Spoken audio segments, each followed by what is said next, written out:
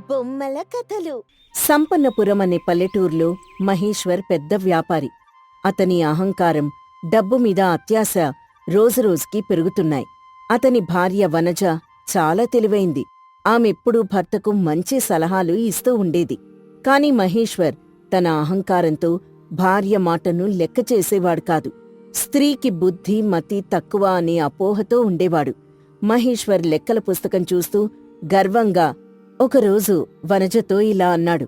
వనజ, చూసావా, ఈసారి వ్యాపారంలో ఎంత లాభం వచ్చిందో? నా తెలివితేట్లకు ఈ ఊర్లో ఎవ్వరూ సాటిరారు. ఈ లాభమంతా నా గొప్ప గొప్ప నిర్ణయాల వల్ల వచ్చింది. ఇవన్నీ నా పురుష శక్తికి నిదర్శనం. వనజ నవ్వుతూ సంతోషంగా, ఏమండి, మీరు చాలా తెలివైనవారు. అందులో ఎలాంటి సందేహం లేదు. మీ కృషి పట్టుదలే ఈ విజయానికి కారణం. కాని నాకొక విషయం గురించి కొంచెం భయంగా ఉంది.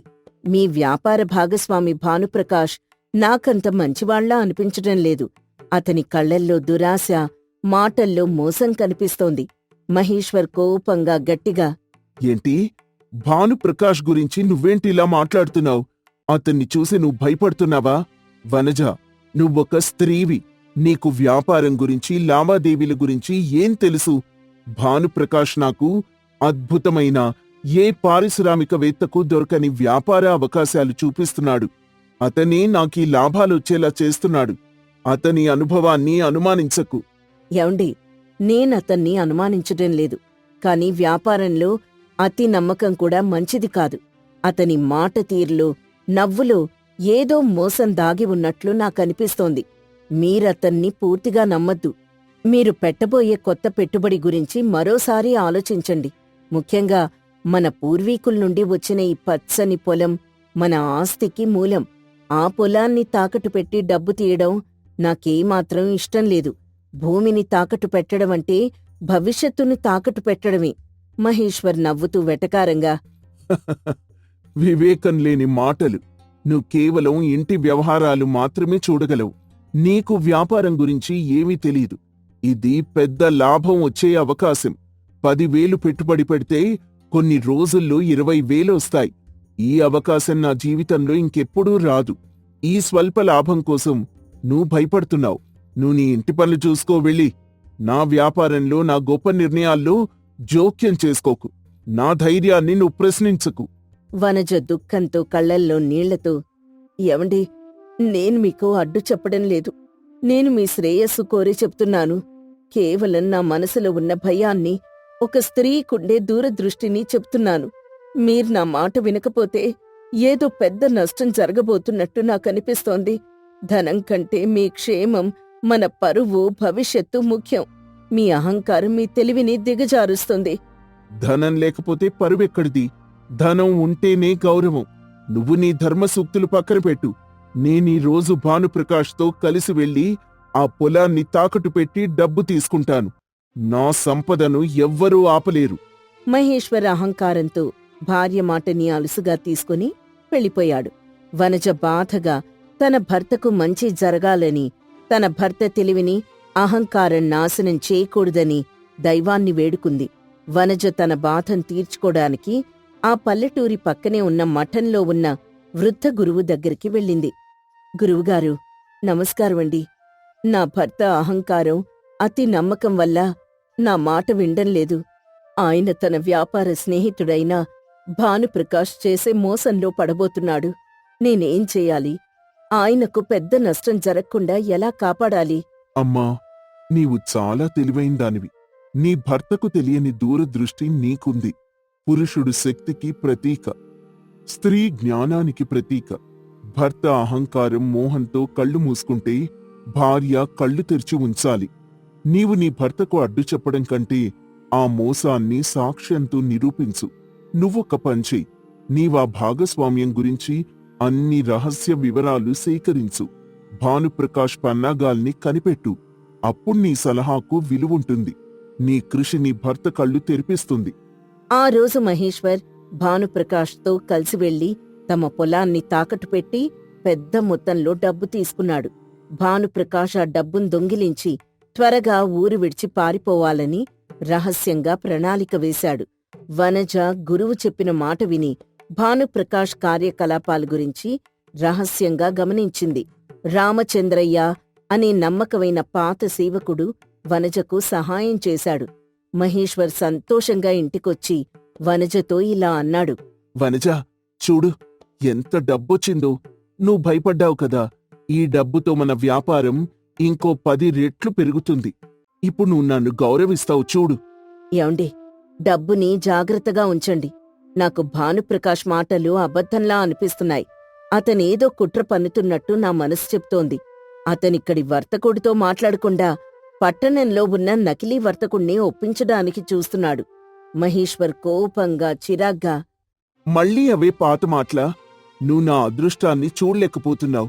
భానుప్రకాష్ ఒక పెద్ద పట్టణ వర్తకుడితో వ్యాపారం గురించి మాట్లాడ్డానికి వెళ్ళాడు. నువ్వు అనవసరంగా భయపడకు. నీ అనుమానం వల్లే నాకు నిద్ర పట్టడం లేదు. వనజ నిర్భయంగా సాక్ష్యం చూపిస్తూ, నేను భయపట్టం లేదండి. నేను మన భవిష్యత్తు గురించి ఆలోచిస్తున్నాను. భానుప్రకాష్ ఆ పెద్ద పట్టణ వర్తకుడితో మాట్లాడలేదు. అతను నకిలీ కాగితాలు సృష్టించాడు. మన సేవకుడు రామచంద్రయ్య ఆ నకిలీ కాగితాలు చూశారు. దయచేసి మీరు నా మాట విని వెంటనే మీ భాగస్వామ్యం నుండి బయటికి రండి. ఆ పొలం తాకట్టు పత్రాలు ప్రమాదంలో ఉన్నాయి. మహేశ్వర్ గట్టిగా నవ్వి అహంకారంతో, నువ్వు నమ్మదగిన సేవకుని మాట వింటున్నావా? నా వ్యాపార భాగస్వామిని నమ్మకుండా ఒక సేవకుని మాట నమ్ముతున్నావా? ఈ విషయం ఎవ్వరికీ చెప్పకు. నా పరువు పోతుంది. నా నిర్ణయాలు ఎప్పటికీ మారవు. గుర్తుంచుకో. ఎవండి, భానుప్రకాష్ ఈ రాత్రికి ఈ ఊరు విడిచి పారిపోవడానికి సిద్ధమవుతున్నాడు. దయచేసి మీరు నా మాట విని ఆ డబ్బును తీసుకొని ఈ మోసాన్ని గ్రామ పెద్ద ముందు తేల్చండి. మీరు నిద్ర లేవకముందే ఆ మోసగాడు పారిపోతాడు. మహేశ్వర్ అహంకారంతో, చూడు వనజ, నీ మాట వినను. నా అహంకారం ఒప్పుకోదు. నువ్వు అనవసరంగా నా భాగస్వామిని దూషిస్తున్నావు. నువ్వు నిజంగా ఈ మోసాన్ని నిరూపించాలంటే ఏదో ఒక విధంగా నిరూపించి చూపించు. నేను రేపుదయం అతనితో మాట్లాడతాను. నీ తెలివి కంటే ఎప్పటికైనా నా తెలివే గొప్పది. గుర్తుంచుకో. మహేశ్వర్ భార్య మాటను పూర్తిగా తిరస్కరించాడు. వనజకు వేరే మార్గం కనిపించలేదు. వనజ వెంటనే గ్రామ పెద్ద దగ్గరకు వెళ్లి తన భర్త అహంకారం, చేసిన తప్పును, భానుప్రకాష్ మోసాన్ని సాక్ష్యాలతో వివరించింది. గ్రామ పెద్ద వనజ తెలివికి, ధైర్యానికి ఆశ్చర్యపోయారు. ఆమె సేకరించిన సాక్ష్యాల ఆధారంగా అర్ధరాత్రి భానుప్రకాష్ పారిపోవడానికి సిద్ధమవుతుండగా గ్రామ సేవకులు అతన్ని పట్టుకున్నారు. ఉదయం మహేశ్వర్ లేచి చూసేసరికి భానుప్రకాష్ దొంగతనం గురించి, తన పతనం గురించి తెలిసి ఆశ్చర్యపోయాడు. అతని అహంకారం పూర్తిగా నశించింది. మహేశ్వర్ తల పట్టుకుని బాధగా, అయ్యో, ఈ దారుణమేంటి? నా ఆస్తి, నా పరువు అంతా పోయింది. నేనంత ధనవంతుణ్ణి. నా తెలివి నన్నెలా మోసం చేసింది? వనజ చెప్పిన ఒక్క మాట కూడా నేను వినలేదు కదా. గ్రామ పెద్ద మహేశ్వర్ను పంచాయతీ దగ్గరికి పిలిపించారు. అక్కడ వనజ ధైర్యంగా నిలబడింది. మహేశ్వర్ తల దించుకొని కూర్చున్నాడు. మహేశ్వర్, నీవు నీ అహంకారం వల్ల, స్త్రీకి బుద్ధి మతి తక్కువ అనే అపోహ వల్ల నీ భార్య సలహాను అలుసుగా తీసుకున్నావు. నీకు నీ వ్యాపార భాగస్వామి మోసం తెలియలేదు.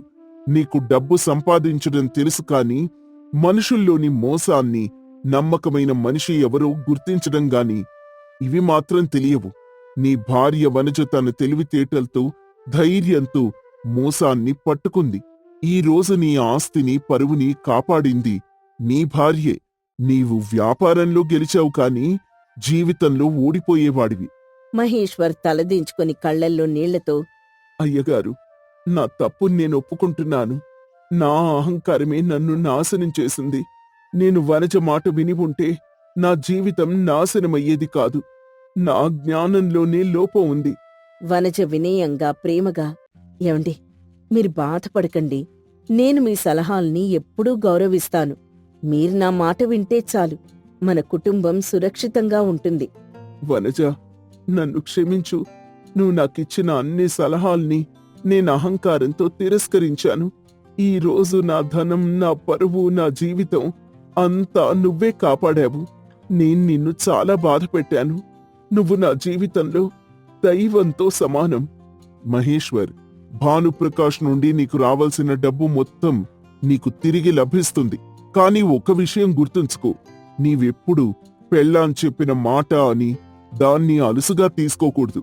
ఎందుకంటే భార్య ఇచ్చే సలహాలు స్వార్థముండదు. కేవలం కుటుంబం పట్ల ప్రేమ, క్షేమం మాత్రమే ఉంటుంది. భార్య సలహా భర్తకు ఒక కవచం లాంటిది. నేనీ రోజు నుండి నా అహంకారాన్ని పూర్తిగా వదిలేస్తానండి. ఈ రోజు నుండి నా జీవితంలో అన్ని విషయాల్లో నా భార్య సలహాని గౌరవిస్తాను. జ్ఞానానికి స్త్రీ పురుష భేదం లేదు. నేను నా తెలివిని, సంపదను తప్పకుండా పంచుకుంటాను. ఆ రోజు నుండి మహేశ్వర్ తన వ్యాపారంలో వనజ సలహాను గౌరవించాడు.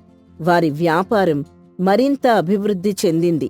అతని కీర్తి, గౌరవం రెట్టింపయ్యాయి. వారు తమ జీవితంలో ఎప్పుడూ అహంకారానికి, అత్యాశకు చోటివ్వలేదు. ఈ కథ వల్ల మనకు తెలిసే నీతేంటంటే, అహంకారం, అతి నమ్మకం అనేవి మన పతనానికి దారితీస్తాయి. పెళ్ళాం చెప్పిన మాట అనేది అలుసుగా తీసుకోకూడదు.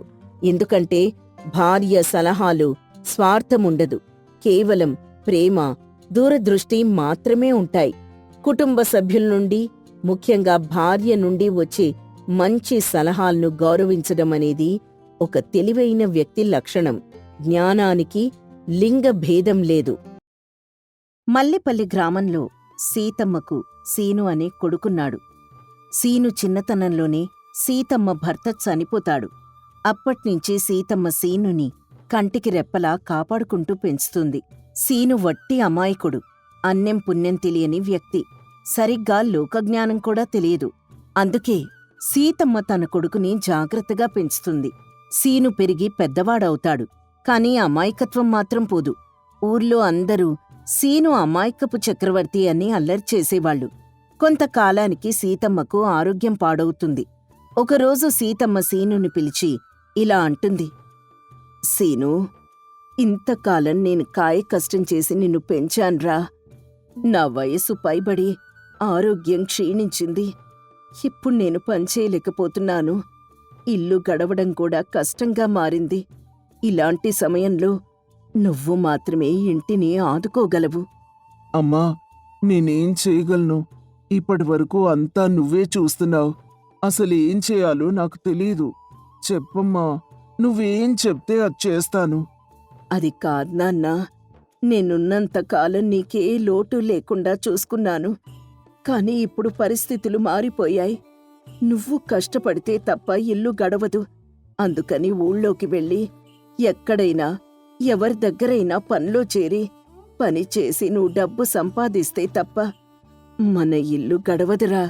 అందుకని రేపట్నుంచి నువ్వేదైనా పనిలో చేరి డబ్బు సంపాదించు. ప్రస్తుతం నా ఆరోగ్యం అంతంత మాత్రంగా ఉంది. మందులకు చాలా ఖర్చవుతుంది. నేను పోయేలోపు నీకొక దారి చూపించి వెళ్తాను. అప్పటి వరకైనా నేను బ్రతికి ఉండాలి కదా. ఉండాలి అంటే నువ్వు పని చేయాలి.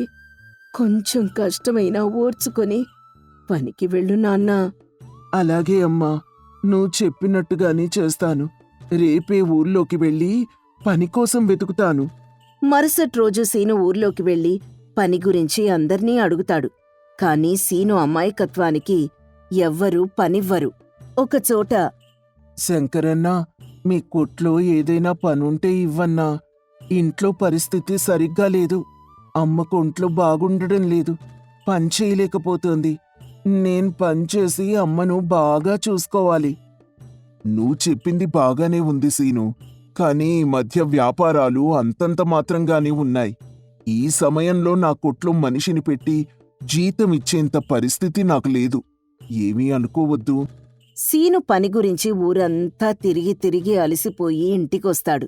సీతమ్మ సీనుని చూసి ఇలా అడుగుతుంది: సీను, నాన్నా, బాగా అలసిపోయి కనపడుతున్నావ్? ఎక్కడైనా పని దొరికిందా? అదేం లేదమ్మా, ఊరంతా పని కోసం తిరిగాను. కానీ ఎక్కడా పని దొరకలేదు. తిరిగి తిరిగి అలసిపోయానమ్మా. అదేంటన్నా, ఇంత ఊర్లో నీకు పని దొరకలేదా? నేను పని అడిగిన ప్రతి చోట నువ్వొక అమాయకుడివి, నువ్వేం పని చేస్తావని అంటున్నారమ్మా. కొంతమందైతే వ్యాపారాలు సరిగ్గా లేవు, ఇటువంటి సమయంలో నిన్నెలా పనిలో పెట్టుకోవాలి అని అంటున్నారు. ఈ ఊర్లో నువ్వందరికీ తెలిసినవాడివి కాబట్టి నీ అమాయకత్వాన్ని ఆట పట్టిస్తున్నారా. రేపు పక్క ఊరికెళ్ళి పని కోసం ప్రయత్నించు. తప్పకుండా నీకు పని దొరుకుతుంది అలాగే అమ్మా, రేపు పక్కూరికెళ్తానులే. అని సీను విశ్రాంతి తీసుకుని మరుసటి రోజు ఉదయాన్నే పక్కూరు పనికోసం వెళ్తాడు. అక్కడ కూడా ఇదే పరిస్థితి ఎదురవుతుంది. వ్యాపారాలు సరిగ్గా లేనందువలన సీనుకెక్కడా పని దొరకదు. ఊరంతా తిరిగి తిరిగి వెనక్కొస్తూ అలసిపోయి ఓ చెట్టు కింద కూర్చుంటాడు. సీను తన మనసులో ఇలా అనుకుంటాడు. నాకేమో ఎక్కడా పని దొరకడం లేదు. అమ్మ పరిస్థితి ఏమీ బాలేదు. ఖచ్చితంగా నేను పనిచేసి డబ్బు సంపాదించి అమ్మని బ్రతికించుకోవాలి. ఏం చేస్తే నేను డబ్బు సంపాదించగలను? అందరూ నేను అమాయకుణ్ణని నన్ను ఆట పట్టిస్తూ హేళన చేస్తున్నారు. ఈ సమస్య నుండి నేనెలా గట్టెక్కాలి? అని ఆలోచిస్తూ ఉండగా అక్కడికొక వ్యక్తొస్తాడు. అతను కొంచెం మొరటుగా కనిపిస్తాడు. సీనుని చూసి తనేదో ఇబ్బంది పడుతున్నాడని గమనించి ఇలా అంటాడు. ఆ ఏంటి చిన్నోడా, దేని గురించి దీర్ఘంగా ఆలోచిస్తున్నావు? సీనేమీ మాట్లాడకుండా మౌనంగా ఉండిపోతాడు. మనసులో బాధ బయటికి చెప్పుకుంటే తగ్గుతుందంటారు. నువ్వు దేని గురించో బాగా బాధపడుతున్నావు. అదేంటో కాస్త నాకు చెప్తే నాకు చేతనైన సహాయం చేస్తాను. నాకున్న పలంగా డబ్బు కావాలి. మీరివ్వగలరా? ఈ భూమి మీద అన్ని సమస్యలకు పరిష్కారం దొరికేది డబ్బు దగ్గరే, కానీ అది అవసరం ఉన్నవాడికి అందదు. అసలిప్పుడు నీకొచ్చిన సమస్య ఏంటో చెప్తే దానికి పరిష్కారం నేను చెప్తాను. డబ్బే కావాలంటే ఎన్నో సులువైన మార్గాలున్నాయి. నీకు తెలియక బాధపడుతున్నావు. డబ్బు సంపాదించడం అంత తేలికైన పనా? పని కోసం 2 రోజులుగా 2 ఊళ్ళల్లో తిరిగానండి. కానీ ఎక్కడా పని దొరకలేదు. ఏ పని చేయకుండా డబ్బెలా సంపాదిస్తాం? ఇప్పుడు నీకు డబ్బుతో అంత అవసరమైన పనేంటో చెప్తే దాన్ని సంపాదించే మార్గం నేను నీకు చెప్తాను. నన్ను మా అమ్మ చిన్నప్పటి నుంచి ఎంతో కష్టపడి పెంచింది. ఈ రోజు నా అమ్మకు ఆరోగ్యం సరిగ్గా లేక అవస్థ పడుతోంది. అమ్మకు వైద్యం చేయించడానికి నాకు డబ్బు అవసరం. దానికోసం పని వెతుక్కుంటున్నాను. కానీ ఎక్కడా పని దొరకడం లేదు. నేను పని చేసి డబ్బు సంపాదించకపోతే అమ్మని బ్రతికించుకోలేను. కానీ అందరూ నా అమాయకత్వాన్ని అలుసుగా చేసుకొని నన్ను ఆట పట్టిస్తున్నారే గాని ఎవ్వరూ పనివ్వడం లేదు. అమ్మ కోసం అన్నావు కాబట్టి నీకు నేను మార్గం చూపిస్తాను. మరి చేయగలవా? డబ్బు వస్తుంది అంటే అమ్మ కోసం నేనేమైనా చేస్తాను. ఈ భూమి మీద అన్ని కళలకు ప్రాధాన్యం ఉంది. కానీ చాలా అరుదుగా చేసే కళ, ఎవ్వరూ చేయని కళ నేను చేస్తాను. మరి నువ్వు చేయగలవా? ఏంటా కళ? నాకు నేర్పిస్తే నేను చేస్తాను. చోరకళ. చోరకళ అంటే ఏంటి? అందుకే నిన్నందరూ అమాయకుడని ఆట పట్టిస్తూ ఉన్నారు. చోరకళ అంటే దొంగతనం చేయడం. అమ్మ బాబోయ్! దొంగతనమా? దొంగతనం అంటే నాకు చాలా భయం. ప్రస్తుతం నీకున్న సమస్యలకు నువ్వు కష్టపడి పనిచేయాలని నిర్ణయించుకున్నావు. కానీ ఈ సమాజం నీ అమాయకత్వాన్ని ఆట పట్టించిందే గాని నీకు ఆశ్రయం ఇవ్వలేదు. ఒక్కసారి నువ్వు మనసు పెట్టి ఆలోచించు. నీకు డబ్బు కావాలి అంటే రేపిదే చోటికొచ్చి నన్ను కలు. చోరకళ ఎలా చేయాలో నీకంతా నేర్పించి నాతో పాటు నా గుంపులో చేర్చుకుంటాను అని చెప్పి నాగన్న అక్కడ్నించి వెళ్ళిపోతాడు. సీను ఇంటికొచ్చి నాగన్న చెప్పిన దాని గురించే ఆలోచిస్తూ ఉండగా సీతమ్మ దగ్గుతూ చాలా ఇబ్బంది పడుతూ ఉంటుంది. తన తల్లి నా పరిస్థితిలో చూసి సీనుకేం చేయాలో తెలియని స్థితిలో సతమతమవుతూ ఉంటాడు. ఎలాగైనా డబ్బు సంపాదించాలన్న పంతంతో చోరకళ నేర్చుకోడానికి సిద్ధమవుతాడు. మరుసటి రోజు నాగన్న చెప్పిన చోటికి వెళ్లి సీను నాగన్న దగ్గర చోరకళ నేర్చుకోడానికి తనతో పాటు వెళ్తాడు. నాగన్న సీనుకి దొంగతనాలు ఎలా చేయాలో, గోడలెలా ఎక్కాలి, ఇనప్పెట్టెలు ఎలా బద్దలు కొట్టాలి అనేటువంటి వాటిలో శిక్షణ ఇస్తాడు. శిక్షణ పూర్తయిన తర్వాత నాగన్న సీను మరొక 2 కలిసి పక్క ఊరు షావుకారింట్లో దొంగతనం చేయడానికి వెళ్తారు. అక్కడ నాగన్న ఈ షావుకారు పేద ప్రజల దగ్గర అధిక వడ్డీలు వసూలు చేసి అతని ఇనప్పెట్టెను బాగా నింపుకున్నాడు. ఈ రోజు మనం అతని ఇనప్పెట్టెను కొల్లగొడుతున్నాం. అని అందరూ ఇంట్లో దూరి ఇనప్పెట్ట పగలగొట్టి డబ్బు, బంగారం, నగలు దోచుకొని అడవిలో ఒక చోటికి వెళ్తారు. మనం దోచుకుని వచ్చిన ఈ సొత్తుని ఇలా అడవిలో దాయడం దేనికి? మనం అందరం దీన్ని పంచుకొని ఎవరి వాటా వాళ్ళు తీసుకోవచ్చు కదా అంటాడు సీను. సీను, ఇది నీ మొదటి దొంగతనం. మనం దొంగతనం చేసిన వస్తువుల్ని, బంగారాన్ని వెంటనే అమ్మకూడదు. వాటిని కొద్ది రోజులు ఎవరికీ తెలియకుండా దాచిపెట్టి మనం దొంగతనం చేసిన విషయం జనం మర్చిపోయిన తర్వాత వాటిని బయటికి తీసి అమ్ముతాం. డబ్బుని మాత్రం ఎవరికి ఎంత కావాలో తీసుకుంటాం. ప్రస్తుతం అమ్మ ఆరోగ్యం కోసం నీకు డబ్బు చాలా అవసరం. ఇదిగో ఈ డబ్బు తీసుకొని ముందమ్మకి వైద్యం చేయించు అని నాగన్న సీనుకి కొంత డబ్బుని ఇస్తాడు. సీను ఆనందంతో డబ్బు తీసుకుని ఇంటికి వస్తూ షావుకారి ఇంటి ముందుగా చూస్తాడు. అక్కడ జనం అందరూ గుమిగూడి చూస్తూ ఉంటారు. షావుకారి ఇంటి ముందు కూర్చొని బాధపడుతూ ఉంటాడు. చుట్టూ ఉన్న జనం ఇలా అనుకుంటారు, ఈ షావుకారు అందరి దగ్గర అధిక వడ్డీలు వసూలు చేసి బాగా సంపాదించాడు. ఎవరో గాని ఈ షావుకారిని మొత్తం దోచుకునిపోయారు. ఈ షావుకారు చేసిన మోసాలన్నీ దేవుడు లెక్కగట్టి ఒక్కసారిగా శిక్ష విధించాడు. ఈ షావుకారికి మంచి గుణపాఠం నేర్పాడు అని అనుకుంటూ ఉండగా సీను ఆ మాటలు విని మనం చేసింది తప్పు కాదని అనుకుంటాడు. ఇంటికి వెళ్లి తన తల్లికి వైద్యం చేయిస్తూ ఉంటాడు. మళ్లీ నాగన్న దగ్గర్నుంచి ఇంకొక చోట దొంగతనం చేయాలని కబురొస్తుంది. సీను వెళ్తాడు. కాని ఈసారి నాగన్న ఒక పెళ్ళింట్లో దొంగతనం చేయిస్తాడు. అందరూ దొంగతనం చేసి ఆ సొత్తుని అడవిలో దాచేస్తారు. వస్తూ వస్తూ సీను ఆ పెళ్లి ఇంటివైపు చూస్తాడు. అక్కడ పెళ్లికూతురు తండ్రి బోరున విలపిస్తూ ఉంటాడు. ఇన్నాళ్ళు రెక్కలు ముక్కలు చేసుకుని నా కూతురు పెళ్లి కోసం దాచుకున్న డబ్బు, నగల్ని దొంగలు దోచుకొని వెళ్ళిపోయారు. నా కుటుంబాన్ని నాశనం చేసేశారు. నేను నా కూతురు పెళ్లి ఎలా చేయగలను? నా కుటుంబానికి సావే దిక్కు అని ఏడుస్తూ ఉండగా సీను అది చూసి బాధపడతాడు. సరాసరి నాగన్న దగ్గరికెళ్ళి, నాగన్న, మనం షావుకారి ఇంట్లో దొంగతనం చేశామంటే అతను మోసం చేసి డబ్బు సంపాదించాడు. కానీ ఈరోజు మనం దొంగతనం చేసిన ఇంట్లో త్వరలో పెళ్లి జరగబోతోంది. మనం ఆ సొత్తుని కాజేశాం. ఆ పెళ్లి కూతురు తండ్రి, వాళ్ళ కుటుంబం రోడ్డున పడి ఏడుస్తున్నారు. మనం చేసింది తప్పు కదా. మనం దోచుకొచ్చిన సొత్తుని వాళ్ళకి తిరిగిచ్చేద్దామా? సీను, నువ్వు నిజంగా అమాయకుడివేరా. మనం మొదటిసారి దొంగతనం చేసినప్పుడు అక్కడ నీకు షావుకారు బాధ కనిపించలేదా? ఇక్కడ పెళ్ళింట్లో మాత్రమే నీకు బాధ కనిపించిందా? మనం అక్కడ చేసింది తప్పే, ఇక్కడ చేసింది తప్పే. అసలు దొంగతనం అంటేనే తప్పురా. సొత్తు తిరిగివ్వడం జరగని పని. సీను ఎంత బ్రతిమలాడినా నాగన్న ఒప్పుకోడు. సీను ఎలాగైనా వారికి న్యాయం చేయాలని చీకటి పడిన తర్వాత నాగన్న అడవిలో దాచిన సొత్తు దగ్గరికెళ్ళి అక్కడ్నించి పెళ్ళింట్లో దోచుకొచ్చిన సొత్తును తీసుకొచ్చి వాళ్ళ ఇంటి ముందు పడేసి ఇంటికి వెళ్ళిపోతాడు. ఇంటికి వెళ్ళిన తర్వాత, అమ్మా, నీకొక విషయం చెప్పాలి. ఏంనాన్నా అది? ఎందుకలా కంగారు పడుతున్నావు? సీను సీతమ్మకు దొంగతనాల విషయం మొత్తం వివరంగా చెప్తాడు.